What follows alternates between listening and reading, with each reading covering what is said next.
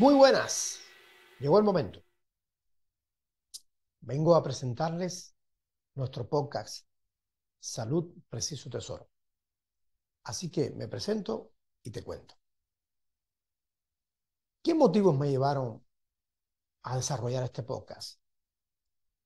Pues fundamentalmente la necesidad de explicar aspectos cruciales, tanto en la salud como en la enfermedad, esto es muy importante, sobre todo lo que sabemos del porqué, incluso de la forma más racional de enfrentar las patologías y cómo fomentar el cuidado de la salud. Algo que desgraciadamente no siempre tenemos tan claro y que en muchas ocasiones damos prioridad a situaciones muy triviales, muy poco importantes, vamos a llamarle así, en correspondencia con otras que sí lo son. Entonces, creo que ahí podemos aportar algo. Luego, si queréis saber de mí, doctorcubrías.com. Ahí tenéis la web, nuestro currículum, nuestra actividad profesional. Podéis encontrar la información que queráis. Por otro lado, una de las cosas importantes es determinar a quién le puede interesar este podcast.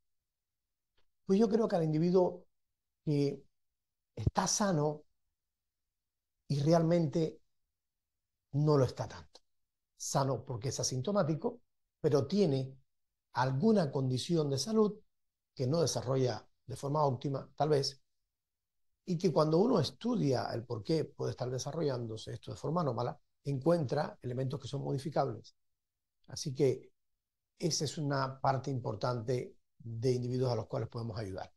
Luego, aquellos individuos que están asintomáticos, están saludables y, por supuesto, de forma objetiva quieren seguir estándolo, pero lo más racional. Aquellos pacientes enfermos que pretenden entender por qué le ha llegado el contexto patológico que tienen en la actualidad. Y por supuesto, qué pueden hacer desde el punto de vista objetivo, racional, coherente, lo más preciso posible, para intentar o salir del contexto patológico, que es muy importante, o por lo menos mediar de forma crucial para disminuir la carga o farmacológica o de otras herramientas terapéuticas que tengan que usarse con ellos. ¿A quiénes más? Aquellos individuos que están firmemente dispuestos a enlentecer la velocidad con que va a acontecer el envejecimiento en ellos, a desplazar lo más tarde posible la llegada de alguna entidad crónica, alguna enfermedad crónica. Hipertensión, diabetes, asma, úlcera, gastritis, estas patologías que muchas veces ocurren durante el proceso de envejecimiento y otras más, no hay duda alguna. ¿Qué realmente esperamos entregar en el podcast? Pues experiencia clínica de 30 años. Eso es lo más interesante, creo yo, que podemos aportar. Intentando, sobre todo, entender tanto la salud como el contexto patológico y abordar siempre cada asunto desde un valor racional y objetivo. Cosa que desgraciadamente a veces perdemos porque tenemos sesgo o porque estamos muy adheridos a conceptos muy sesgados, valga la redundancia. ¿Okay? ¿Por qué el contexto clínico es tan importante? Este es un ejemplo de lo que podemos aportar. Muchas veces nos preguntan por redes sociales muchos asistentes a las mismas sobre contextos de prescripción de alguna herramienta de forma objetiva para ellos, porque tienen una situación X. Y nosotros nos cuesta mucho responder esto porque evidentemente el contexto de salud del individuo es único. Entonces esto es importante que lo entendamos, tanto del lado allá como del lado acá, tanto profesionales como no profesionales. Porque no hay enfermedad de gente, hay enfermos. Hay pacientes que tienen patologías que expresan de una manera totalmente diferente, siendo la misma patología que otros. Entonces esto es fundamental tenerlo en cuenta. ¿Eh? Hay que centrarse en valores troncales en la génesis de las patologías.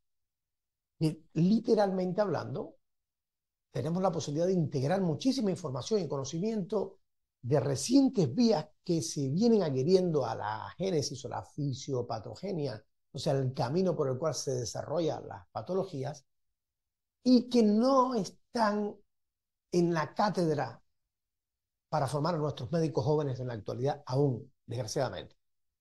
Y esto lo queremos tocar con objetividad. Os pongo un ejemplo. La presencia de esteatosis hepática o hígado graso es cada vez más marcada en la población en general. Y casi siempre se atribuye a un contexto de sobrepeso en grasa o esogénico, ¿cierto? Abdomen central prominente, Y no siempre es exactamente así, tanto es que encontramos cada vez más esteatosis hepática o hígado graso en pacientes delgados. Y esto está muy correlacionado con la gran posibilidad de que existan lipopolisacáridos que emergen de una disfunción de la microbiota intestinal del tubo digestivo y que pueden hacerse cargo objetivamente, bioquímicamente, de esta esteatosis hepática en pacientes delgados. Un ejemplo sencillísimo, ¿cierto? Quiero comentar además que hay patologías de las que llamamos idiopáticas, médicos le llamamos así porque teóricamente son patologías que no tienen una explicación. Sin embargo, objetivamente hablando, tenemos incluso libros de textos que nos muestran objetivamente, en diferentes partes de los mismos, que sí existe un conocimiento fisiopatogénico de cómo se desarrolla esta patología. Pongo un ejemplo, hipertensión arterial. Por el 90% de los casos de hipertensión arterial le seguimos llamando idiopática o sin causa. Sin embargo, nos remitimos al Guyton, un libro de fisiología que habitualmente usamos entre segundo y tercer año de la carrera de medicina, y encontramos en él una imagen muy bonita, que yo siempre uso con mis alumnos, en la cual se muestra objetivamente por 7 vías por las cuales se pueden desarrollar la mayoría de los cuadros de hipertensión arterial. El conocer estas vías es muy importante, porque si tú conoces estas vías, puedes trabajar precisamente sobre ellas para inhibir la expresión de la entidad. Entonces, le estamos llamando idiopático a tantas cosas que no lo son. Y claro, a veces es más cómodo desde el punto de vista del organigrama y la funcionabilidad. No es porque ningún médico quiera no resolver el problema de alguien. Por supuesto que no es así. ¿Okay? Quiero comentar también que hay una enorme, ingente cantidad de información de que hay alteraciones moleculares totalmente medibles en el plano clínico a través de analíticas y demás, que se pueden considerar troncales en la génesis de la mayoría de las enfermedades que hoy nos afectan. Desde la hipertensión arterial, que hablamos hace un ratito, que es más que una enfermedad, es un factor de riesgo cardiovascular, hasta el cáncer, pasando por las patologías oncológicas ya dicho, el cáncer, pasando por las patologías degenerativas del sistema nervioso central, inflamatorias, dislipidémicas, metabólicas, ¿cierto?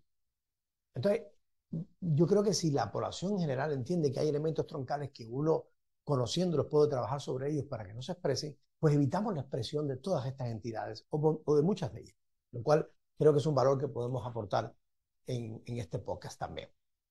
Luego, sin lugar a duda, que esto lo tocaremos con muchísimo más detalle en muchísimos de los capítulos que tengamos, pero objetivamente es de recordar, o debíamos saber, o debíamos entender, de que nosotros en el plano clínico necesitamos siempre evaluar de forma objetiva, racional, el uso de ciertas herramientas, tanto farmacológicas como no farmacológicas, en el manejo de una enorme cantidad de patologías. Y esto es un tema muy importante, que hoy en día, desgraciadamente, por razones múltiples, no se pone en práctica de la forma más adecuada. Hay fármacos que usamos en medicina de forma crónica cuando tienen objeto de prescripción aguda. Pongo un ejemplo, inhibidores de la bomba de protón, los omeprazoles, los pantoprazoles, los rabeprazoles. Estos literalmente están indicados para usarse en periodos cortos y hay pacientes que llevan años tomando. Y por supuesto que no es nada favorable que lleven años tomándolo. Esto impacta muy negativamente a nivel de la propia condición digestiva del paciente. Hay fármacos que usamos para limitar valores de analíticas alteradas cuando controlan las variables que lo generan, o mejor dicho, cuando controlamos las variables que generan esta alteración analítica, es muy posible que no tengamos que usarlo. Y es frecuente, por ejemplo, el caso de las dislipidemias con el famoso colesterol. ¿Cuántas veces podemos modificar específicamente la presencia, y no solo la presencia en cuanto a cantidad, sino a calidad del colesterol, sencillamente buscando el origen del cuadro dislipidémico? Y esto traería consigo una limitación en la prescripción farmacológica, que en algún momento puede ser necesaria para rescatarte de una condición específica y luego podemos volver literalmente a no necesitar o depender de ella. Si debo usar un fármaco ¿cuál es la mejor manera de elegirlo en aras de obtener los mejores resultados de él y evitar los efectos secundarios? Pues hoy en día hay un concepto llamado farmacogenómica que muestra cómo tu genómica te hace más vulnerable o más susceptible o mejor metabolizador de ciertos medicamentos, y eso traería consigo un ajuste de la dosis que puedas o requieras recibir, evitando muchos efectos secundarios y sí primando los efectos primarios, lo cual es fundamental. Luego, estoy tomando fármacos por una patología, pero además estoy tomando nutracéuticos o suplementos y no sé qué grado de interacción hay entre unos y otros, y mi médico me dice mejor que no los tome, pero él tampoco sabe. Ahí también vamos a entrar, que estas interacciones muchas veces son negativas, pero en otros casos son muy positivas, son sinérgicas. Esto es fundamental. Así que desde eso hasta saber cómo elegir un nutracéutico de calidad. O sea, yo me tomo un omega 3, pero ¿cuál es la mejor forma de elegir un omega 3? Porque no todo lo que reluce es oro. Y hay omega 3 con una calidad muy buena y otros que realmente son de temer. Entonces, la elección es muy importante a la hora de utilizar una herramienta que realmente hay una necesidad imperiosa a nivel mundial de la misma. Esto es una objetividad 100%, y lo mostraremos en uno de los seminarios que hagamos o en uno de las presentaciones que hagamos en podcast. Luego, hay una enorme cantidad de factores de riesgo de muchísimas patologías que estudiamos ni ponderamos. ¿Por qué? Teniendo en cuenta que esperamos a que llegue la enfermedad y se exprese drásticamente para tomar alguna medida con ella desde el punto de vista terapéutico. Pongo el caso, la diabetes mellitus tipo 2.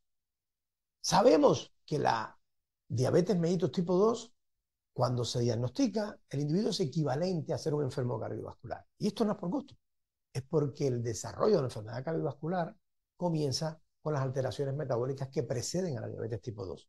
Y me pregunto, ¿y por qué no nos preocupamos de ello? Para evitar que el individuo desarrolle la enfermedad cardiovascular y a su vez la diabetes tipo 2. Y es posible, 100%, 100%. Entonces, esto es otra de las cosas que queremos objetivamente tocar con profundidad, con múltiples otros casos, para que podamos enterarnos de cosas que podemos hacer por nuestra salud, que desgraciadamente muchas veces no se nos aplican como correcto.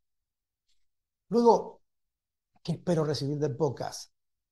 Salud, preciso tesoro. Señales de haber ayudado a muchos. No more. No me interesa nada más. Gracias a Dios, no hace falta nada más. ¿Vale? ¿Qué formato va a tener el podcast? Bueno, va a haber un formato obligatorio que es la autoentrevista, porque tendremos que hablar de muchos temas que por conocimiento propio y experiencia, pues queremos vertir esa experiencia, y esta será una de las modalidades. Luego entrevistaremos a compañeros punteros a nivel nacional e internacional en el manejo de muchísimas otras entidades que nos van a ayudar mucho a poner ese aporte de valor a nivel poblacional, a nivel de la comunicación. Y por supuesto haremos algo muy chulo que sería o que será discutir casos clínicos que representan la condición de muchos pacientes, y al final el individuo se ve reflejado y puede tomar medidas objetivas con respecto a su condición. De forma general, siempre digo que hay que evaluar el contexto. Acuérdense que esto lo repetiré muchas veces. Y bueno, estará en formato vídeo, por supuesto, y también en formato audio para que si algún día quieres ir en el coche y oírlo, como he hecho yo con tantos durante tanto tiempo, pues lo hagamos. Así que, gente, arrancamos. En nada tenemos nuestros primeros capítulos con temas muy interesantes. Espero que lo disfruten muy mucho. Para mí va a ser muy agradable tener el feedback de ustedes en todos los sentidos. Un abrazo grande.